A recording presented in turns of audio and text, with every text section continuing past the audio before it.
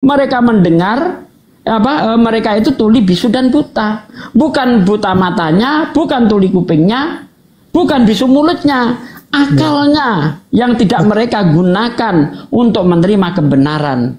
Itulah yang dikatakan makanya gini, statement abang itu benar, tapi di saat ketemu awal jangan langsung mengatakan seperti itu. Artinya jangan sampai teman-teman yang tadi kan Anda tanya tadi, Bang. Anda kan tanya sama saya, apakah menurut Anda kami bodoh? Oke, saya Bang. jawab iya. Oke. Kalau saya jawab tidak, saya bohong. Oke, Bang, di sini jangan menghakimi, Bang. Oke. Makanya jangan tanya sama saya, apakah menurut Anda kami bodoh? Jangan tanya begitu. Karena saya orang jujur. Kami tetap menghargai. Oke. Kami tetap menghargai, Bang. Poinnya apa, Bang? Jangan kayak curhat. Poinnya apa, Bang? Enggak, saya nggak curhat. Langsung poinnya saya nggak curhat gini, Bang. Udah, lanjut. Balik lagi ke pertanyaan pertama, silakan Jimmy. Kita riset ya, Silakan. Apa pertanyaannya tadi yang pertama? Yang tadi, lanjut Bang. aja diskusinya. Iya, diulang aja nggak apa-apa. Enggak, ini penting, Bang, saya sampaikan. Artinya sampai ada penyerangan personal, saling menghina, menghujat. Kalau itu kita nggak bisa jamin karena kita bawa dalil gitu. Silahkan diulang pertanyaan awalnya. Ada. Apakah agama Islam mengajarkan seperti itu? Oh, tidak. Dalilnya begitu. Pertanyaanmu tadi gimana, Bang? Anda tanya apa tadi, Bang? Kenapa ketika saya jawab Anda ngamuk? Jangan pakai perasaan, suka sakit. Anda tanya tadi, apakah menurut Anda kami bodoh? Saya jawab iya. Karena kalau nggak saya jawab iya, saya nipu. Karena memang menurut kitab Anda sendiri, 1 Korintus 4:10, Anda bodoh karena Kristus. Menurut Al-Quran, sumum bukmun umyung fahum la yarji'un. Di mana penghujatan saya? Saya hanya menjawab pertanyaan Anda. Begitu saya jawab, kenapa Anda kepanasan? Makanya jangan tanya. Enggak, saya sama sekali tidak kepanasan, Abang.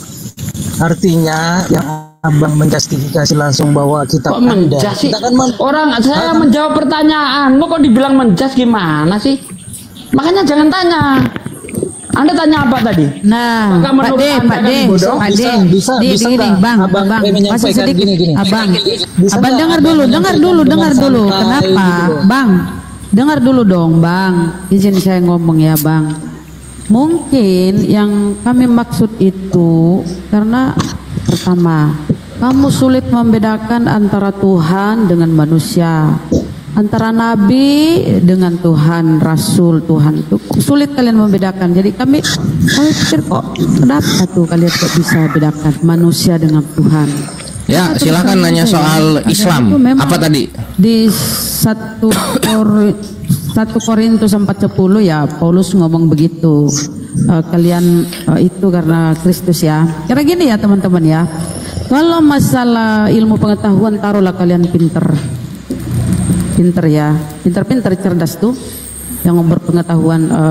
Tapi kalau sudah menyangkut Kristus, Yesus, kalian tiba-tiba hilang kepintaran. Ya kan? Makanya 1 Korintus 4:10 itu ya. Itu nanti dibilang memojokkan lagi tuh. Udah Bunda. Kalau dibawa ke sana dibilang memojokkan lagi tuh ntar. Ya, apa tadi pertanyaan soal Islamnya?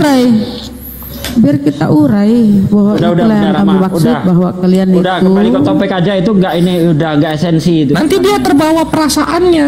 Iya. Ya Jim, apa pertanyaan soal Islamnya Jim? Nanti yang di sini akan menjawab. Tadi tuh kita riset. Aku berusaha untuk menjelaskan kok dibilang udah kita riset. Udah Bun ya. Silakan Jim. Udah. Kita riset biar nggak kepanjangan dibahas itu. Kalau masih baper dicariin Kristen yang lain aja. Bang Jimmy, Abang dikontrak 8 pertanyaan, Bang. Pertanyaan pertama silakan. Ya, terima kasih, Bang. Kami ndak pintar kok. Jadi gini, Bang. Pertanyaan saya kembali ke topik aja ya. Sebelumnya saya kan pertanyaan ada 2 poin tadi tuh. Nabi Muhammad sebelumnya masuk Islam itu agamanya apa? Sudah dijawab. Kedua, nabi-nabi sebelumnya mulai dari Adam sampai Muhammad itu agama selain Islam apa aja gitu mereka. Udah selesai pertanyaannya? Ya, diselesaikan kan aja. Belum, dia masih ngulang. Udah saya jawab itu tadi. Enggak, maksudnya dia membenarkan, dia mau lanjut. Dia lambat ya, ininya lambat pembawaannya. Lanjut Jimmy. Ya lanjut. Ya. Apa lagi pertanyaan selanjutnya? Itu Bang, saya butuh jawaban yang memang bisa mementapkan hati saya dan teman-teman komunitas saya. Lambat kali dia ngomong ya, percepatlah. Bentar Bunda nggak apa-apa Bun, udah. Aduh, karakter orang masing-masing Bun, nggak usah dikritik Bun, karakter orang masing-masing. Iya nggak apa-apa. Silakan. Ya gimana Bang Jimmy? Mengapa sih kalian itu? udah maafkan abang dan kakak saya. Ya gimana Bang Jimmy? Ya itu kan bagus. Lancarin dong, bisa kan? Sampaikan dakwah itu dengan akhlak yang baik, perkataan. Udah Bang Jim, langsung Bang Jim. Pertanyaan selanjutnya. Bang, itu tadi. Udah saya jawab tadi Bang.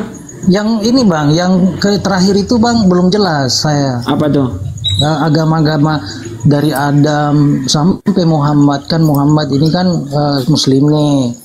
Dari Adam, setelah Adam sampai Muhammad itu selain Islam apa? Kan Anda sudah membenarkan tadi Bang, di dunia ini hanya ada 2 tipe, beriman dan kafir, Muslim dan kafir, itu aja.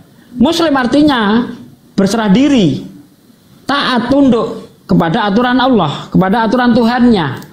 Kafir menentang terhadap aturan Tuhannya. Pertanyaan saya kepada Anda, apakah nabi-nabi itu menentang atau taat dan tunduk?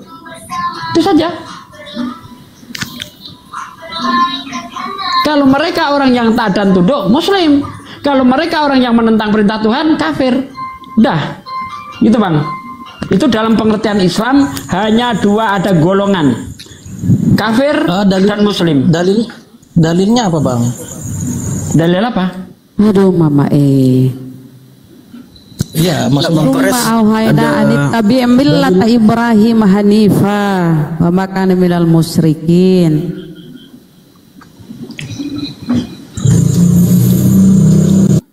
Itu dia itu dalilnya. Udah dijawab. Coba nih, mana tahu Bang Kores dengan jawaban realistisnya bisa nih menjelaskan. Gimana Bang Kores? Ada yang ingin diutarakan? Bang Zuma suruh ngomong dong. Bang Zuma, kalau udah monitor kode Bang Zuma. Bang Zuma kalau udah monitor kode ya Bang Zuma ya. Bang Kores. Mana nih Bang Kores? Bang Kores. Kau yang diam netizen atau kau di sini? Ya gimana? Hampir di bawah panas. Ada yang mau ditambahkan nggak dari jawaban mualim-mualim kita ini? Apa agama para nabi dari Nabi Adam sampai Nabi Muhammad? Silakan. Iya, jadi benar yang dibilang Satsugi, posisi manusia itu 2. Nah itu jadi menjadi agama. Agama itu tunggu dulu ya. Agama itu adalah jalan hidup, pedoman hidup, atau tujuan hidup. Agama itu jadi nggak cuma sekedar tidak kacau doang. Apa yang menjadi pegangan hidup kita itu disebut agama. Nah, ketika ditanya apa pegangan hidupnya nabi-nabi, maka kami Muslim dengan tegas menjawab sebagaimana yang Ustaz Sugi jawab gitu. Agama nabi-nabi adalah agama orang-orang yang berserah diri. Apa itu berserah diri? Muslim. Orang-orang yang tidak berserah diri kepada Tuhannya itulah yang kafir.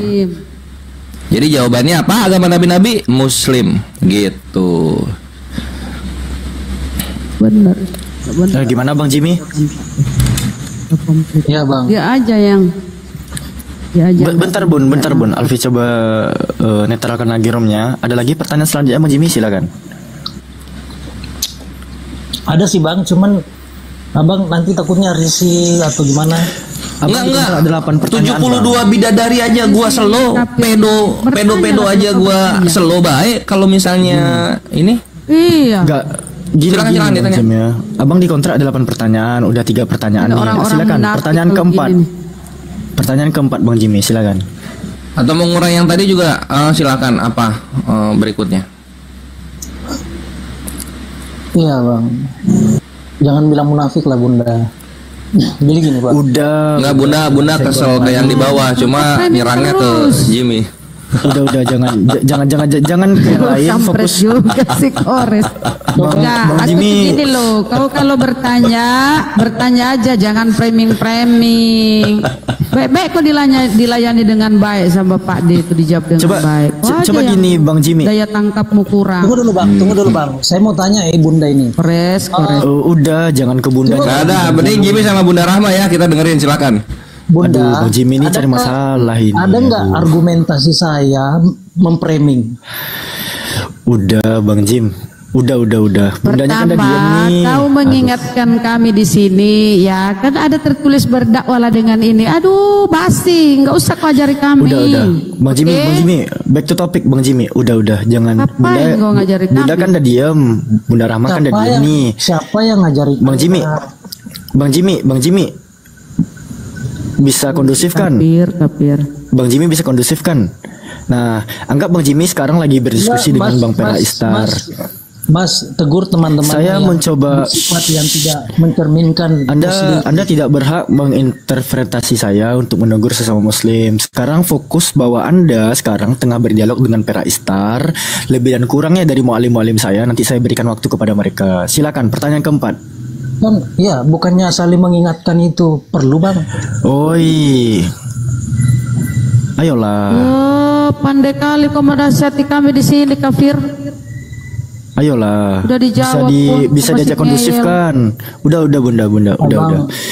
Bisa diajak kondusif kan? Sekarang Abang tengah berdiskusi dengan Pera Istar. Saya berikan Anda waktu dan tempat. Bang. Ya Bang ya. Bisa diajak kondusif kan? Tanya teman Anda lah, jangan tanya saya gimana sih. Udah, Bunda Rahmanya ada diem. Udah, sekarang Anda tengah berdiskusi berdua dengan Bang Pera Istar. Beliau kan memberikan ruang Anda untuk bertanya sebanyak mungkin.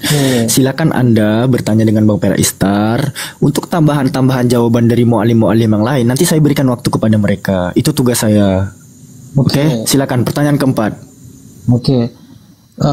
Al-Quran itu apakah langsung diturunkan semuanya, dan cara menulisnya gimana Bang? Siapa yang menulis?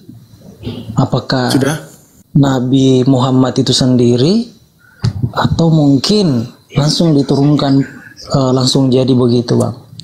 Terima kasih Bang. Oke, Bang Kores, disimak pertanyaan Bang Kores. Ya, jadi Al-Quran itu nggak turun langsung bruk gitu kan. Seluruh perkataan-perkataannya Nabi kan manusia biasa. Gimana cara ngehafal satu kitab begitu? Maka Al-Quran itu diturunkan berangsur-angsur, sebagaimana para sejarawan Islam itu mencatat penurunan pewahyuan Al-Quran ini, yaitu selama 20 tahun 2 bulan. Ya, 22 tahun 2 bulan 22 hari. Itu berangsur-angsur kitabnya turun itu gitu. Nah, terus yang berikutnya apa lagi? Sebelum ke jawaban ke pertanyaan berikut Bang Kores, mana tahu Pak De ada mau ditambahkan Pak De? Udah benar Bang Kores tuh. Oh, alhamdulillah ada. Tadi ada anak pertanyaannya apa tadi setelah itu? Oh, siapa yang menulisnya? Nah, yang menulisnya itu adalah sahabat-sahabat Nabi. Jadi ketika wahyu turun, misalnya Nabi ketika sedang bersafar, safar itu sedang perjalanan, lalu kemudian ada wahyu turun kepadanya, maka Nabi akan terdiam sejenak. Lalu sahabat-sahabat yang menemani perjalanan tersebut menunggu. Ketika Nabi sudah siuman dari pewahyuan yang terjadi, maka Nabi akan mengatakan, tulislah ayat ini di surah yang ini, atau tulislah ayat yang itu di surah yang itu gitu. Jadi juru tulisnya Nabi itu ada, selalu siap sedia. Begitu. Gimana Bang Jimmy? Pertanyaan kelima. Tunggu dulu, itu mau nanggapin dulu atau enggak gitu? Ya Bang, nggak masalah Bang. Kami akan tampung semua jawaban-jawaban yang Abang sampaikan. Terus kami akan validasi dan terus mempelajari lagi. Terima kasih atas jawabannya gitu Bang. Ya, baik. Mau masuk Islam? Teman-temannya? Pertanyaan belum, alhamdulillah, siap-siap. Karena kami ada 27 teman di sini komunitas Bang, yang memang sebagian sudah mereka bersyahadat. Belum rencana wacana ke depannya. Alhamdulillah. Nanti ketika hidayah itu sudah kalian berani untuk ambil, kalian kesini ya, Ya, tapi gini. Syahadatnya di sini ya. Ya. Tapi kami tidak bisa kalau ada yang masih ragu-ragu, ada teman sebagian kami masih merasa tidak tertarik dengan, mohon maaf sebelumnya, ada teman-teman saudara-saudara kita muslim kadang mungkin itu oknum ya, kasar ngomongnya, memojokkan teman-teman kami atau apa. Saya rasa itu tidak perlu lah. Kalau memang enggak. Orang-orang yang ingin menyebut kebenaran kami angkat, bukan dipojokkan. Ya, jadi gini Bang, gitu. Mohon maaf nih kalau salah. Jadi mereka ini saya cuma menyampaikan Bang, karena saya mewakili teman-teman. Saya mewakili teman-teman. Sebagian ini mau tapi harus kompak. 27 orang ini nanti ketemu sama apologet yang memang bisa mensyahadatkan secara langsung. Tapi dari 27 orang ini Bang masih ada yang ragu. Tadi keraguannya karena berapa orang kira-kira itu? 27 katanya itu. Ada 11 orang. Bukan yang ragunya. Oh yang ragunya. Oh 11. Ada 12 orang kalau nggak salah Bang ya. 12 ya. Oke. Yang masih memang macam-macam alasannya. Ada yang mengatakan bahwa di lintas debat itu masih ada kadang memojokkan kami, ada yang berkata kasar apa. Akhirnya saya sudah mencoba untuk meluruskan sama-sama gitu. Ngerti. Nah gini Jim, kalau gue boleh ngasih saran, nanti Jimmy untuk 12 orang ini dicatat aja apa yang masih menahan mereka untuk menjemput hidayah tersebut gitu.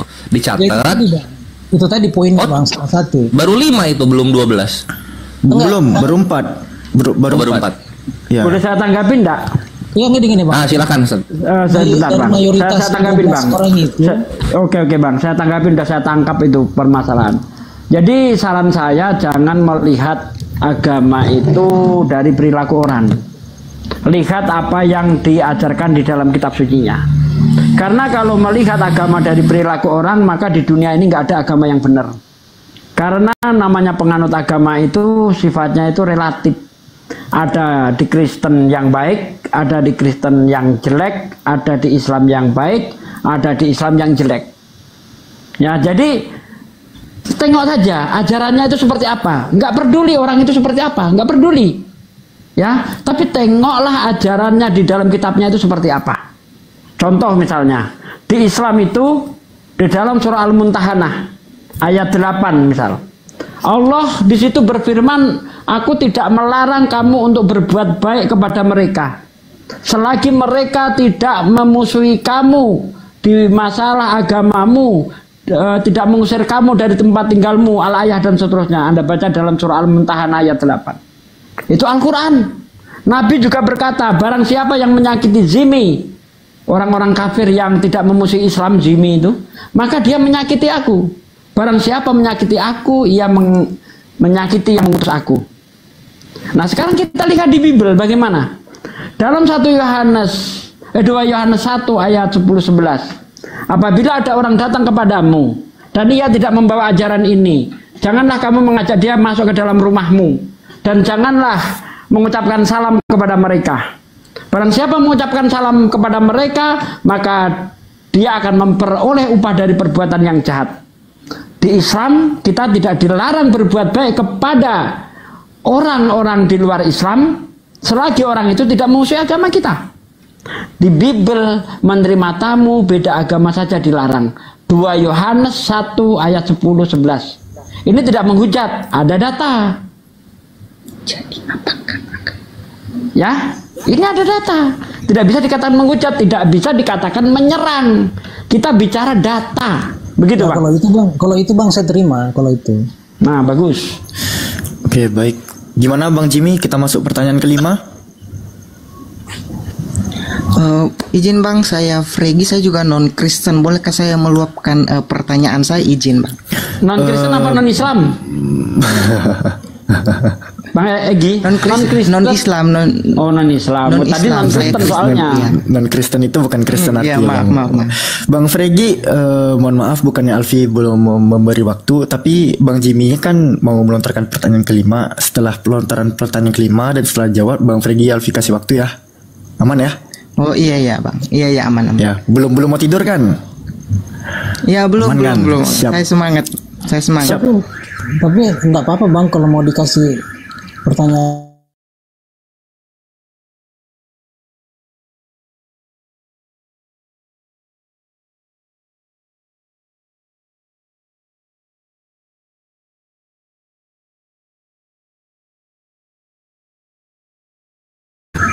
Ya, mohon izin Bang ya.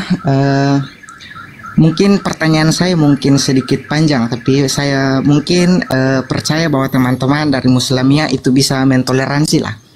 Ya baik, terima kasih. Jadi pertanyaan saya itu. Tunggu dulu sebelum pertanyaan. Non Islamnya dari mana nih? Kristen, Konghucu, Buddha, Hindu? Oh, saya Kristen. Saya Kristen. Oh, oke, lanjut. Iya. Yang tadi saya dengarkan ketika membahas tentang Al-Quran yang ditulis secara berkala, betul? Betul, iya. Betul. Berangsur-angsur, ya. Lalu?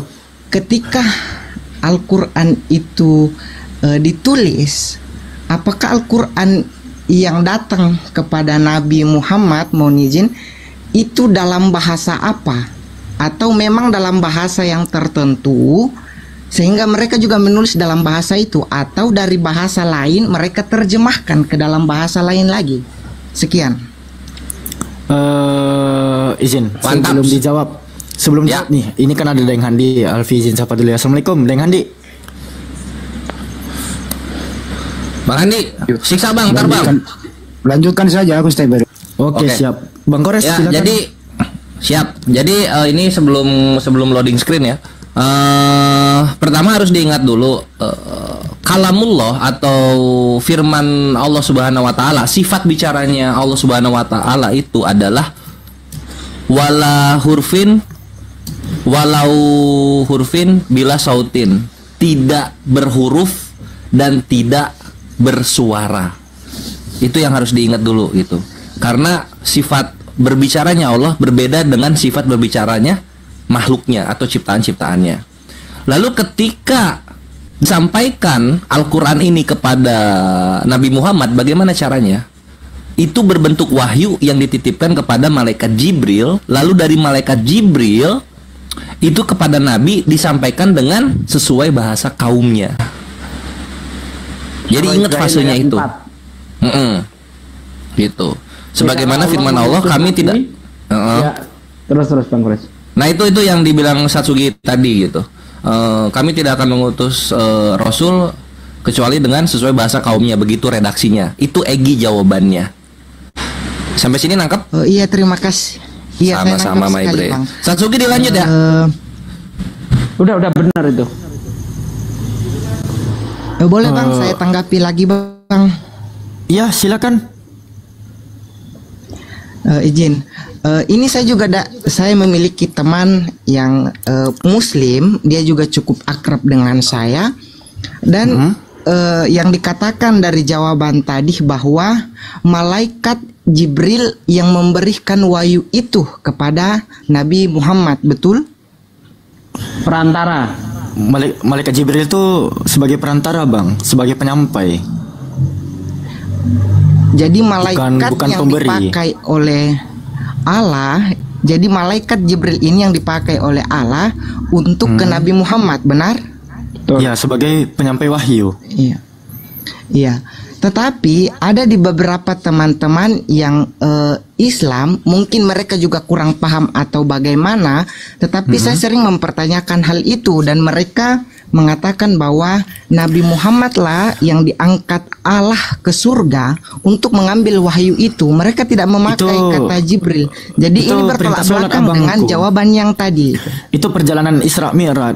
Jadi Nabi Muhammad itu diperjalankan ke Sidratul Muntaha menghadap Allah untuk menerima perintah sholat. Itu beda konteks, Bang Egi. Itu beda konteks. Beda. Sementara, ya Alfi izin sedikit ya, karena gak ada tampil data. Coba nanti Bang Egi lihat pada Quran surah Yusuf ayat kedua. Nggak usah dibesarin, nggak apa-apa. Quran surah Yusuf ayat 2 dikatakan di sini, Bismillahirrahmanirrahim, Inna anjalnahu Qur'anan Arabiyyal la'allakum ta'qilun. Sesungguhnya kami menurunkan kitab berupa Al-Quran ya, berupa bacaan berbahasa Arab agar engkau menggunakan akal. Gitu Bang Egi. Jadi kalau Bang Egi tanya, sebenarnya Al-Quran itu diturunkan Allah dalam bahasa apa sih kepada Nabi? Nah, balik lagi yang disampaikan Bang Praistar tadi, bahwa kalam Allah itu tidak berhuruf dan tidak bersuara. Namun sejatinya wahyu itu turun mengikuti bahasa kaumnya. Bahasa apakah itu di zaman Nabi? Bahasa Arab. Gitu. Soalnya kalau udah monitor di kode sama Zuma ya. Mohon izin. Gimana Bang Egi? Iya Bang, ada yang masih mengganjal. Saya sangat salut dalam jawabannya. Saya sangat mendapat apa yang saya pertanyakan. Oke, baik. Jadi saya ada lagi mau mempertanyakan tentang, iya ada lagi Bang, izin. Silakan. Manakah yang duluan yang disampaikan kepada Nabi Muhammad?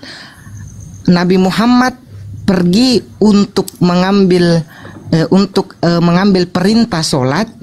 Manakah yang duluan, perintah sholat apa Al-Quran yang didatangkan kepada Nabi Muhammad?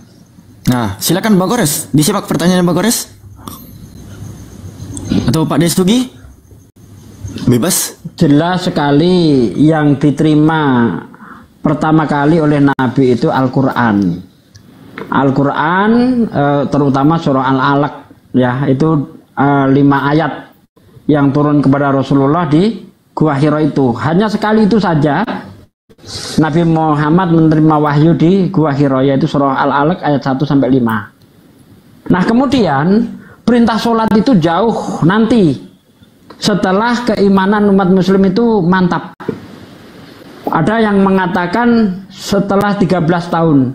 Selama di Mekah belum ada perintah sholat. Ya, di situ masih pemantapan akidah. Diselesaikan dulu masalah akidah, masalah ketuhanan. Itu diselesaikan dulu Bang. Jadi belum ada larangan ini itu. Akidah dulu yang diselesaikan di situ. Ya, makanya umat Islam itu karena akidah itu sudah diselesaikan terlebih dahulu selama 13 tahun, maka tidak ada perbantahan antara umat Islam dengan umat Islam soal ketuhanan. Apapun manhajnya dia, apapun aliran dia, mau Muhammadiyah, mau NU, Al-Wasliyah, Jemaah Tabligh, tidak ada yang berbantah-bantahan mengenai Tuhan, nggak ada. Semuanya sepakat dengan Quran surah Al-Ikhlas. Qul huwallahu ahad. Katakanlah Muhammad bahwa Allah itu Esa. Semua kita sepakat, Allahus Somad. Allah tempat bergantung seluruh makhluk. Lam yalid walam yulad, tidak beranak dan tidak diperanakan. Walam yakul lahu kufuwan ahad, dan tidak ada yang setara dengan Allah. Itu semua umat Islam sepakat dan tidak ada perbantahan. Bedakan dengan Kristen. Kristen sudah 2000 tahun masalah ketuhanan belum selesai. Ada yang paham Trinitas, ada paham Oneness, Trinitas juga terbagi-bagi. Ya, ada lagi Oneness juga terbagi-bagi, ada Triteos, ada Unitarian dan sebagainya. Jadi masalah ketuhanan di Kristen belum selesai. 2000 tahun loh Bang, belum selesai. Islam 13 tahun selesai masalah ketuhanan. Jadi perintah sholat nanti Bang, setelah akidah mantap, begitu Bang. Oh iya, terima kasih Bang, jawabannya sangat bertoleransi. Luar biasa Bang, luar biasa. Izin Alfi detailkan ya Bang ya. Mungkin kalau ada pena sama kertas di sana boleh Abang catat. Jadi wahyu pertama surah Al-Alaq tadi ayat pertama sampai kelima itu turun pada tanggal 17 Ramadan tahun 600 sebelum Masehi. Sementara perjalanan Isra wa Mi'raj itu terjadi pada tanggal 27 Rajab 10 tahun kenabian, sekitar tahun 620 atau 621 Masehi. Gitu Abangku. Itu boleh Abang catat. Pertanyaan selanjutnya Bang. Gimana? Saya mungkin bisa memberikan waktu kepada Jimmy yang tadi mungkin ingin bertanya karena saya salah mungkin. Iya. Oke, Bang Jimmy gimana? Pertanyaan kelimanya udah disiapkan Bang Jimmy? Ya Bang, saya mempertajam saja. Oke, silakan. Ya, statement dari teman saya, kawan saya ini perintah sholat, terkait masalah perintah sholat ini, Bang. Perintah sholat ada nggak di dalam Al-Quran? Kalaupun ada, mohon Bang tunjukkan dalilnya di surat berapa.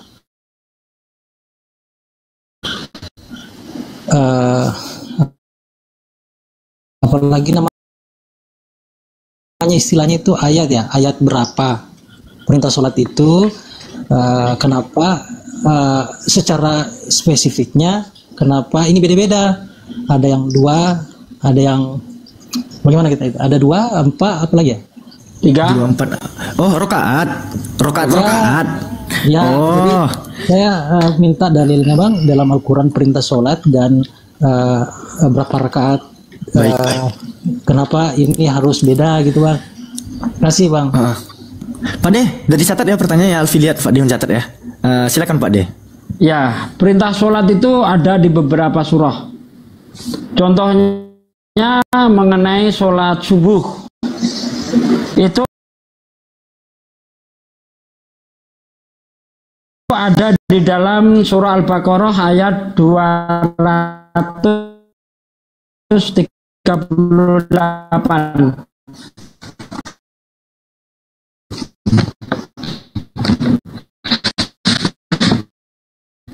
Sebentar ya, menyiapkan kertas dan pena, sementara teman-teman muslim tidak. Karena ini room yang cukup mengedukasi ya teman-teman ya. Jadi dimanapun teman-teman bisa mencatat dalil-dalil yang akan disampaikan oleh malim kita ini, teman-teman salin itu teman-teman. Karena terus terang aja, Bang, silakan Bang, saya mau ini ilmu ya teman-teman. Ya, udah Bang Jimmy? Ya, siap. Udah. Siap. Silakan Pak De. Ya, dalam surah Al-Baqarah 238. Kemudian juga tertulis di dalam surah Al-Isra ayat 7 ayat 78 sampai ayat 79.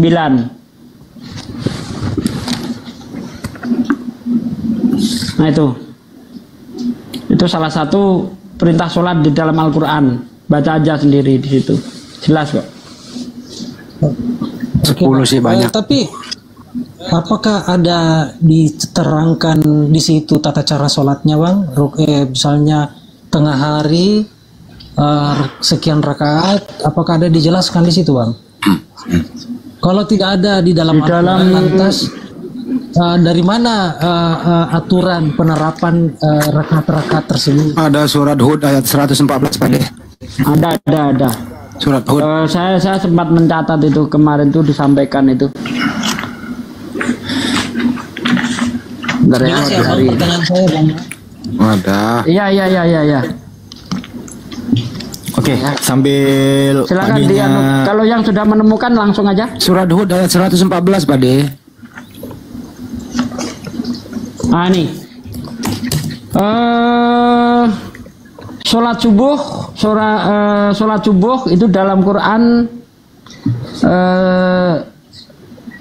Al-Baqarah ayat 58. Duhur itu ada di surah 17 ayat 78. Terus ayat 30 surah 30 ayat 8. Surah Asar sholat Asar itu ada di surat Al-Baqarah berapa tadi? Mohon maaf, saya buka juga ini di dalam surah Al-Baqarah 238. Ya itu dan termasuk sholat sholat maghrib, sholat subuh dan sholat maghrib itu 238, Al-Baqarah 238. Oke Bang, saya bisa baca. Boleh aku tambahin, Bang? Boleh aku tambahin? Baca Bang. Ya di surat Al-Baqarah ayat 238 Bang Jimmy, sebelum kebaca aku tambahin ya. Di Quran surah An-Nur 58 sholat subuh. Coba catat biar ada pembelajaran ya. Surah An-Nur 58 untuk sholat subuh. Ya, Al-Isra 78 sholat duhur. Bang ya, udah. Al-Qaf 39 sholat asar. Quran surah Hud 114 sholat maghrib. Dan An-Nur 58 sholat isya. Tuh, cari di situ ada semua itu. Jadi kami orang Islam itu segala sesuatu yang kami lakukan itu ada perintah dari Yang Maha Pencipta. Silakan.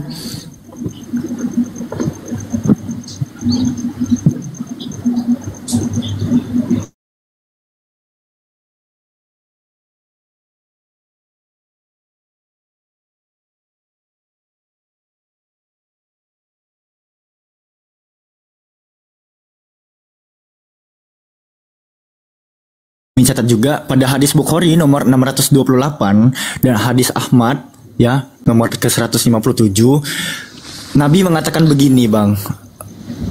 Sallu kama ra'aitumuni yusolli. Solatlah kamu sebagaimana kamu melihatku solat. Jadi begini abangku, gerakan-gerakan yang kami lakukan mulai dari takbiratul ihram hingga salam itu kami mengikuti Nabi, Bang. Pengajaran solatnya itu bersanad insyaallah. Dan juga mengenai waktu-waktu dan rokat-rokatnya itu kami diajarkan oleh Nabi juga, Bangku. Oke Bang. Saya baca dulu Bang ya. Ya, boleh Bang. Sambil Abang baca, kita alihkan ke Bang Egi atau gimana? Enggak, saya langsung bacakan saja 238 Al-Baqarah ya. Ya, Bang Zuma kalau udah monitor kode Bang Zuma. Silakan. Peliharalah semua solat fardu dalam kurun fardu dan solat wusta. Berdirilah karena Allah dalam solat dengan khusyuk. Nah, di sini Abang saya tidak ada petunjuk berapa rakaat. Itu ini yang kami bingungkan karena kami insyaallah apa ya Bang, kalau misalnya bersahadat itu langsung bisa sholat Bang atau bagaimana? Abang pengen di satu ayat itu merangkum seluruh kelima waktu sholat gitu? Tidak. Lalu? Maksudnya gini Bang, di sini kan tidak ada tata caranya ya. Itu makanya saya tadi berikan hadis abangku pada hadis Bukhari abang catat nih hadisnya. Pada hadis Bukhari 628 abang catat boleh. Tunggu Bang, saya catat. Nabi ya hadis Bukhari nomor 628 kalau nggak salah cari nanti abangnya ya. Hadis.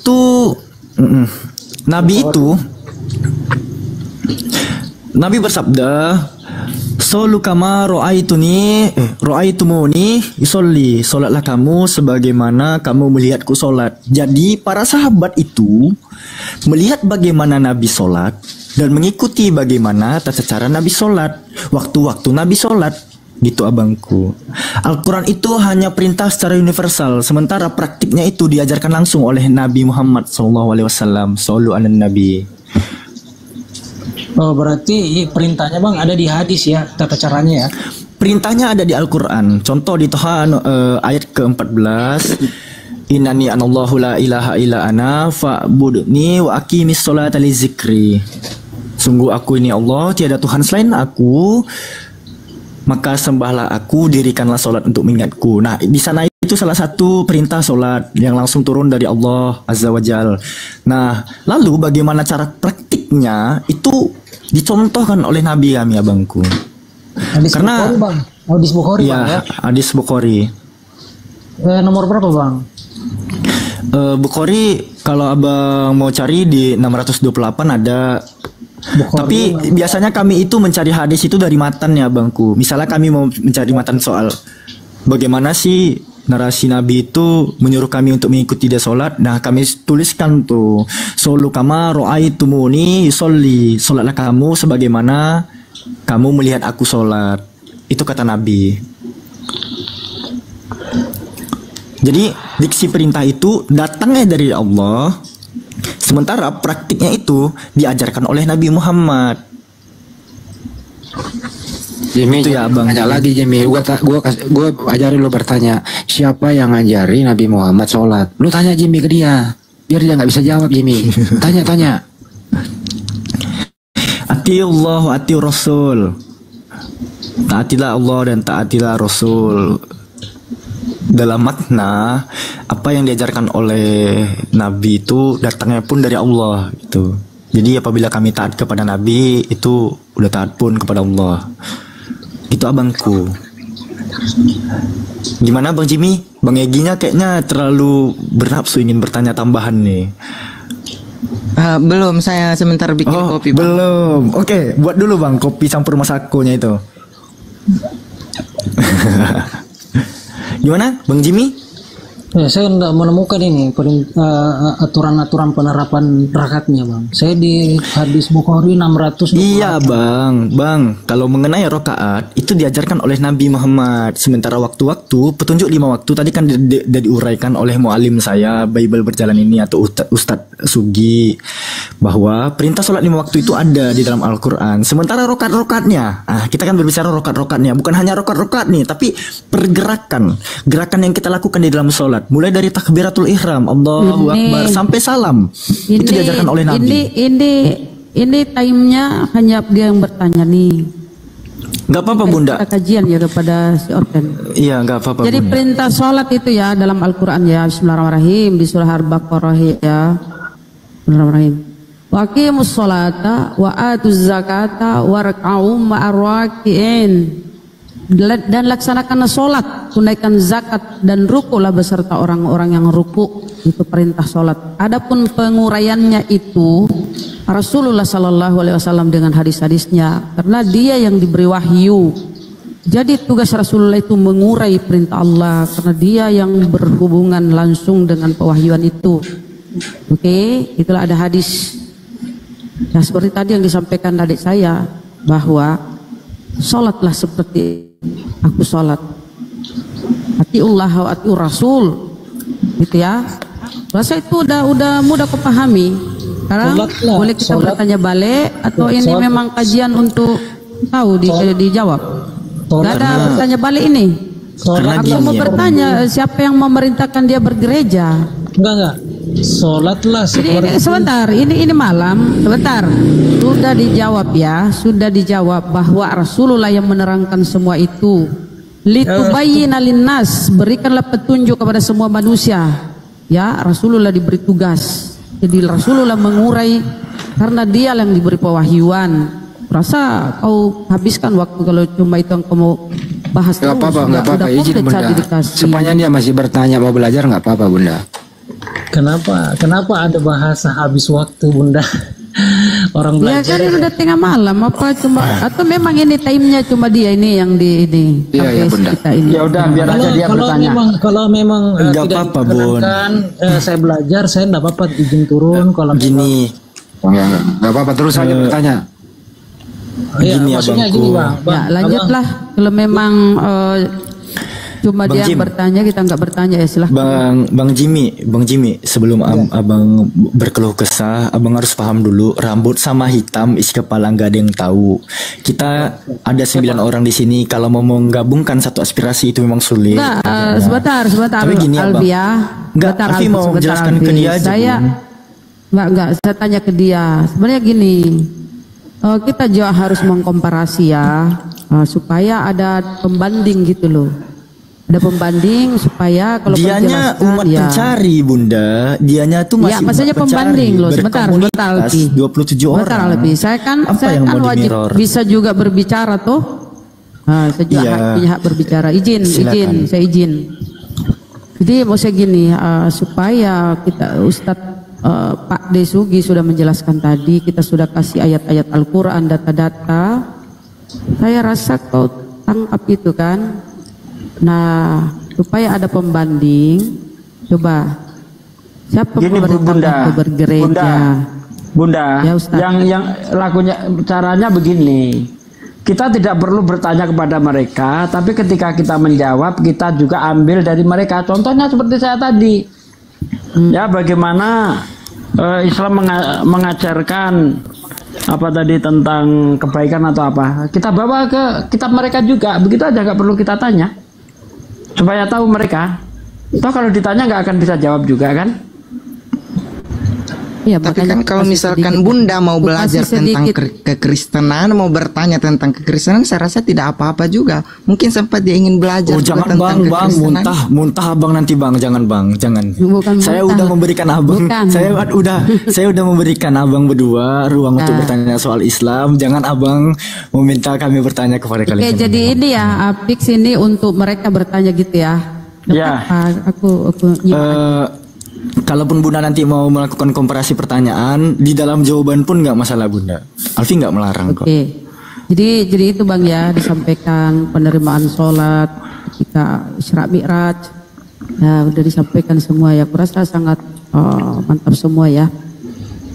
Dan perlu saudara Kristen ketahui ya bahwa berita bergereja itu nggak ada data di Bible.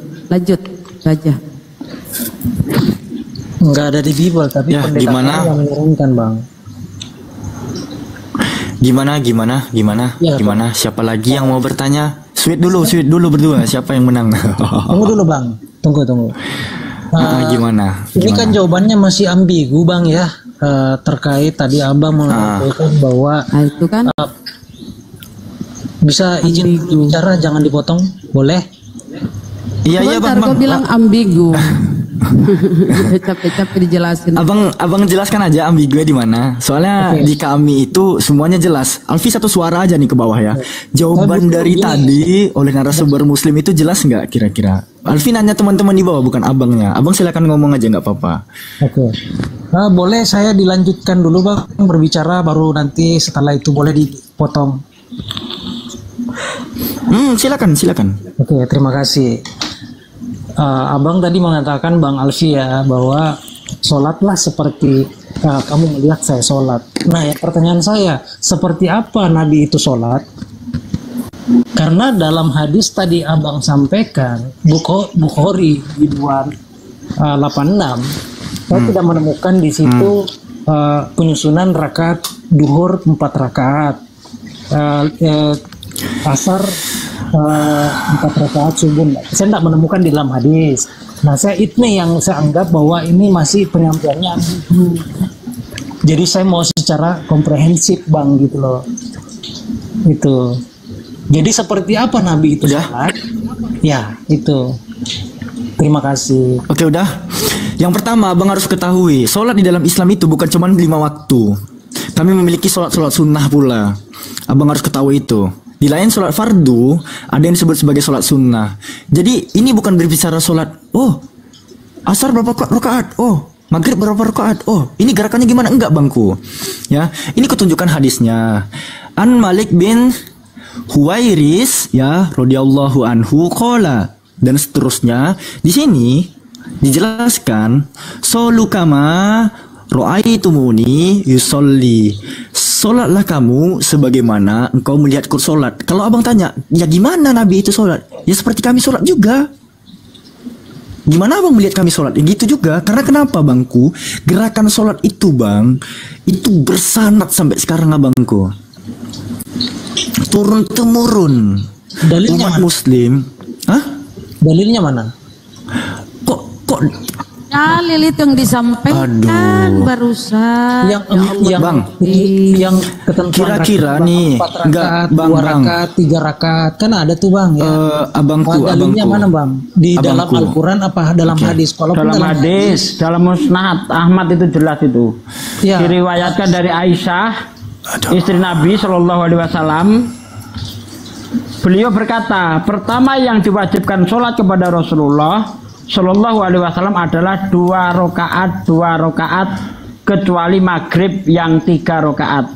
Kemudian Allah menyempurnakan jumlah rakaat duhur, asar dan isya ya akhir 4 rakaat, dan kondisi hadir tidak safar, dan ditetapkan sholat sebagaimana kewajiban yang awal di waktu safar. Hadis riwayat Ahmad dinyatakan sanadnya jayyid oleh Syekh Al-Albani dalam silsilah as-sahihah, penjelasan riwayat nomor 2815. Ada semua bang. Di Islam itu ada semua. Tidak ada di Islam itu riwayat Ahmad. Tidak ada di Islam itu tidak ada yang dilakukan tanpa ada contoh. Tidak seperti orang Kristen. Saya tidak mengatakan. Bentar, nggak apa-apa. Anda mau terima atau tidak nggak masalah. Jimmy, kamu kok mulai ngeyel Jimmy? Saya harus Jimmy, compare, Anda kok mulai ngeyel Jimmy? Saya tidak mengatakan. Anda nggak bisa melarang saya. Saya harus compare. Jimmy kok mulai ngeyel Jimmy? Tidak seperti orang Kristen, dia beribadah semau-maunya tanpa ada contoh dari Yesus. Contoh Anda nyanyi di gereja, siapa yang Anda contoh? Pernahkah Yesus ke gereja? Nggak pernah. Ya, nah kami Islam bukti-bukti lengkap. Oke bang. Hadisnya lengkap, Al-Qurannya ada, hadisnya ada, dipraktekkan langsung oleh Rasulullah. Oke bang. Adem. Saya tidak. Nah, Anda jangan melarang saya. Enggak, saya larang bang. Begini, saya tidak pernah mengatakan saya tidak percaya abang. Dah kok, sama sekali tidak. Jadi yang saya mau tanyakan, saya mau hadis riwayat Ahmad, saya mau catat nih bang ya, tolong. 2815. Nih kutunjukin langsung di layar nih, biar nggak dibilang tipuan. Aku ngambil dari jadwalkajian.com. Ya, ini artikel. Saya tidak mengatakan. Diam. Loh, saya tidak memberikan data. Biar diterangkan bang. Sabar. Ya, aku nggak ngasih bang Jimmy. Saya tidak mengatakan Bang Jimmy. Itu saya tidak kok. Penonton bukan cuma Anda. Penonton di sini 575.700 orang. Justru banyak penonton bang harusnya memperlihatkan sikap-sikap yang baik. Penonton 5.600 orang. Sabar. Kalau tampilan data saya bukan hanya tampilan data saya bukan untuk Anda, tetapi untuk audiens. Paham? Udah bisa diam? Tunggu saya catat. Aku nggak peduli Anda masih catat atau enggak. Di sini ya dikatakan pada diam dulu Jimmy. Anda pada saat meminta umat muslim untuk diam, saya diamkan yang lain. Jangan ngeyel.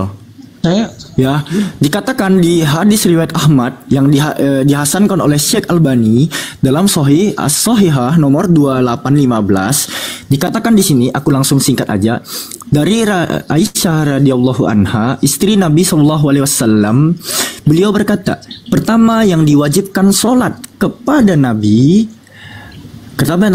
Rasulullah SAW adalah 2 rakaat kecuali maghrib, yaitu 3 rakaat. Kemudian Allah menyempurnakan jumlah rakaat zuhur, asar, dan isya 4 rakaat dalam kondisi hadir atau tidak safar. Tuh. Dan ditetapkan sholat di waktu safar sebagaimana kewajiban awal 2 rakaat. Udah, jumlah rakaat yang kami lakukan setiap harinya itu bukan atas pengada-ngadaan abangku. Sebagaimana yang satu gereja hari Sabtu, yang satu gereja hari Minggu. Paham ya?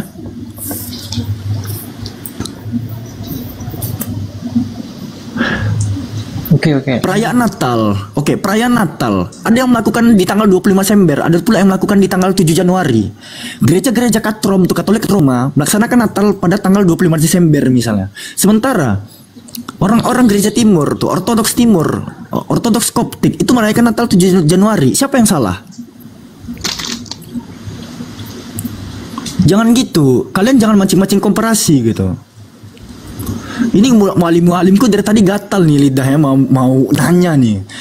Gue udah kasih kalian ruang berdua. Jadi jangan ngeyel. Ya, kami tidak kalau kami Kristennya ini bang tidak terlalu menekuni ya. Kami tidak terlalu kayak seperti yang lain fanatik. Kami tidak seperti itu bang. Jadi mungkin kalau ada bang nanti bertanya ke kami tidak sanggup jawab. Artinya itulah kapasitas ilmu kami bang. Gitu.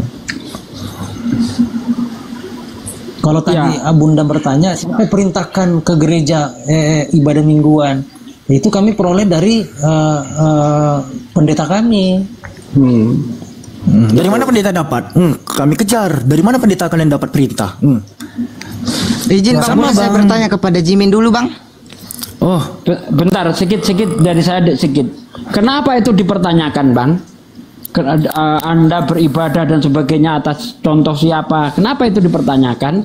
Karena di dalam kitab Amsal 3 ayat 5 dikatakan, percayalah kamu kepada Tuhan dengan segenap hatimu, dan janganlah kamu bersandar atas pengertianmu sendiri.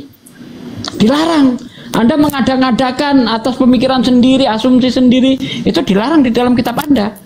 Makanya kita tanyakan itu, Anda ke gereja itu atas perintah siapa? Atas bapak-bapak gereja, berarti atas kemauan sendiri, atas pemikiran sendiri. Sementara di dalam kitab Amsal dilarang berpengertian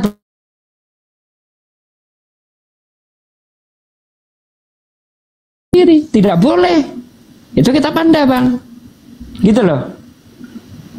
Nah ini supaya orang-orang Kristen itu tahu, karena saya tahu orang Kristen itu kurang membaca kitabnya, makanya kita selalu compare. Ketika kita komparasikan, jangan tersinggung. Karena kami lebih paham Bible daripada pendeta manapun. Jadi gini Bang, kami jujur jarang kami memang membuka Bible, kami jarang membaca. Cuman kalau misalnya ada teman-teman saudara kami dari Kristen, itu oknum yang Bang, jangan disamakan semua gitu loh Bang ya. Jadi beda-beda Bang. Jadi jangan ada disamakan semua. Itu tergantung orangnya Bang. Rata-rata begitu Bang. Rata-rata begitu. Mana ada orang Kristen itu yang hafal Bible? Nggak ada.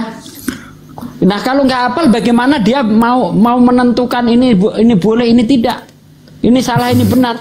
Nggak bisa. Kalau tahu kita ada, kalau kita hafal, maka kita akan tahu peraturan-peraturan, gitu loh. Oke ya, aku Silakan, coba Bang reset Alfi, lagi ya. lanjut. Iya, tadi Bang Egi ada mau disampaikan ke Bang Jimmy apa Bang? Alfi kasih waktu 2 menit, silakan. Ya, saya hanya mau bertanya ke Bang Jimmy. Bang Jimmy ini Kristen apa, gereja apa? Mohon dijawab Bang. Mohon maaf Bang, itu privasi ya Bang. Saya tidak bisa sampaikan gereja saya di mana karena ini kan publik. Oke. Saya Bang tidak Egi, bertanya gereja Anda di mana, tapi gerejanya apa, itu aja. Saya tidak bertanya gerejanya di mana. Saya Mamasa Bang. gereja. Oh iya, terima kasih jawabannya.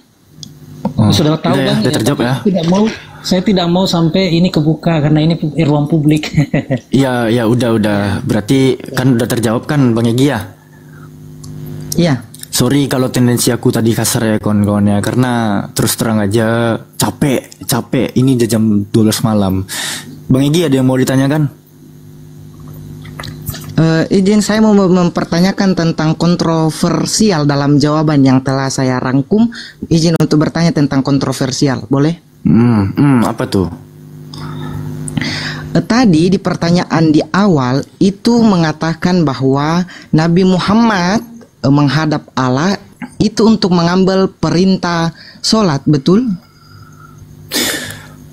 Iya, Allah memberangkatkan Nabi Muhammad dalam perjalanan Isra Mi'raj untuk menjemput perintah sholat. Terus? Iya, tadi kan dikatakan bahwa Al-Quran itu datang lebih dulu daripada perintah sholat. Sedangkan yang dijelaskan tadi bahwa di dalam Al-Quran itu sudah ada perintah sholat.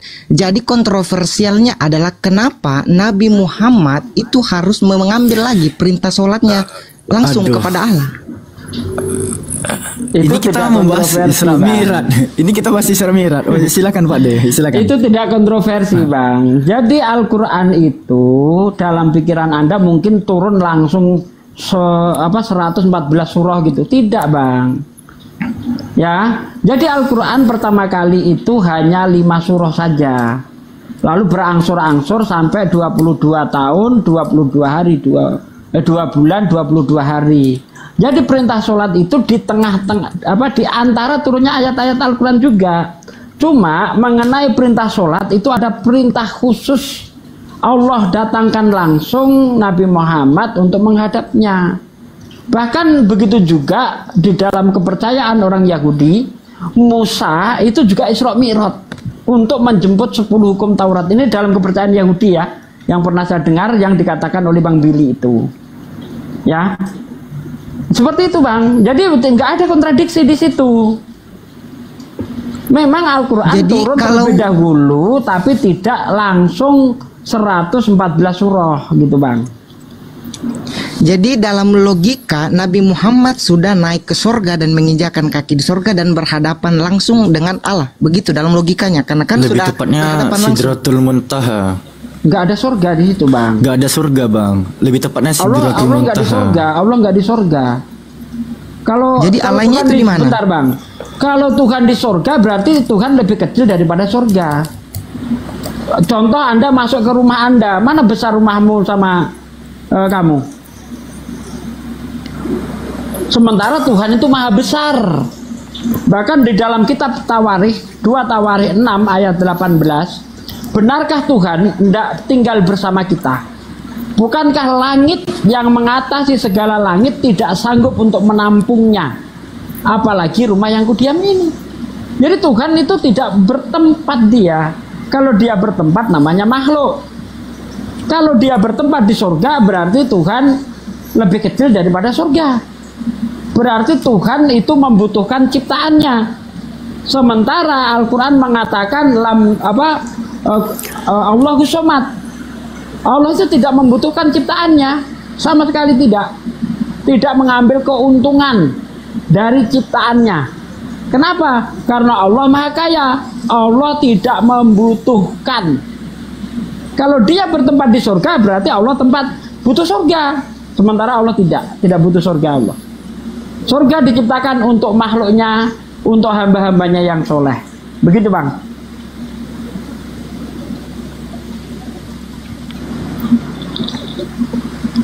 Gimana Bang Egy? Iya, saya kagum sama jawabannya, luar biasa. Ternyata mengandung unsur Al-Katabiyah di dalamnya. Al-Katab. Oh, jadi ada Alkitabiyahnya, mantap ya. Nah, terus kan iya, tadi kan disinggung surat Tawarik. Tadi kan disindir surat Tawarik gitu. Oh. Ya, Bang Zuma kalau udah monitor boleh dikode Bang Zuma. Bentar nih, Bang Zuma udah 3 jam juga nih gak ada suara. Kayaknya nunggu pendetanya mana nih? Katanya jam 8, ini udah jam 12. Jam 12 gimana? Oh iya jam 12 ya. Silakan lanjut lagi Bang. Iya. Gimana? Bang Egy ada masih punya pertanyaan atau dilemparkan ke Bang Jimmy untuk bertanya? Lagi mau masuk Islam? Kalau diajak seperti itu mungkin saya tidak akan masuk, tetapi kalau saya bukan diajak ini, kalau diajak ayo versi. Ini nanya ini bukan iya. Oh nanya. Mungkin sebenarnya jawaban saya sama anak-anak muda itu, saya itu lebih suka kepada tentang penciptaan. Saya lebih suka ke sana karena anak-anak muda ini orang yang pikirannya masih fresh. Saya lebih suka kepada tentang penciptaan, saintis. Nah, seperti itu saya sebenarnya. Bagaimana Bang? Kita membahas masalah saintis Bang. Antara boleh. Saintis Al-Quran dan Bible. Ada pertanyaan saya Bang, boleh? Silakan. Apa tuh? Bang, kalau misalnya nih Bang, kita sudah syahadat. Lantas kita belum bisa melakukan sholat karena di dalam rumah kami ini agamanya mayoritas Kristen gitu ya, paham. Kuat dengan itu, kuat agama ya. Lalu belum kita melaksanakan sholat, apakah Islamnya gugur atau bagaimana Bang? Mendirikan sholat itu sebentar Bang Alwi. Ya, ketika orang Islam tidak sholat, ya dilihat apanya, niat atau alasannya. Kalau dia tidak sholat karena malas, kalau dia tidak sholat karena belum paham, maka tidak menggugurkan keislamannya. Tetapi kalau dia tidak sholat karena ada unsur penentangan, maka gugur keimanannya. Contoh, untuk apa aku sholat? Sholat gak ada gunanya. Misal seperti itu, gugur keislamannya Bang. Tapi karena kalau tidak tahu, kurang paham, kurang ilmu, itu tidak menggugurkan keimanannya. Cuma dia mendapatkan dosa besar. Begitu Bang. Dosa besar. Ya, dosa besar. Jadi alangkah baiknya gini ya Bangku. Pada saat udah bersyahadat gitu kan, itu kan rukun Islam yang pertama, lalu disusul dengan mendirikan sholat. Rukun Islam yang kedua, alangkah baiknya itu dikerjakan, apalagi untuk yang kelima waktu, yang fardu. Karena amalan yang pertama kali dihisab di akhirat kelak itu adalah amalan sholat kita Bang. Gitu Bang Jimmy. Mengenai Abang ada problem bahwa di keluarga itu mayoritas Kristen yang taat, apalagi ya kita kan makhluk yang berakal ya gitu ya, seharusnya bisa gitu di beberapa kesempatan tertentu sesempat mungkin dilaksanakan sholat tersebut gitu. Rukun Islam itu seperti buah belimbing, Bang. Anda tahu buah belimbing ya, Bang? Iya, Bang. Tahu ya? Asem. Bukan belimbing. Yang ada apa? Garis-garisnya 5 itu. Nih, aku tunjukin kan belimbing nih. asam.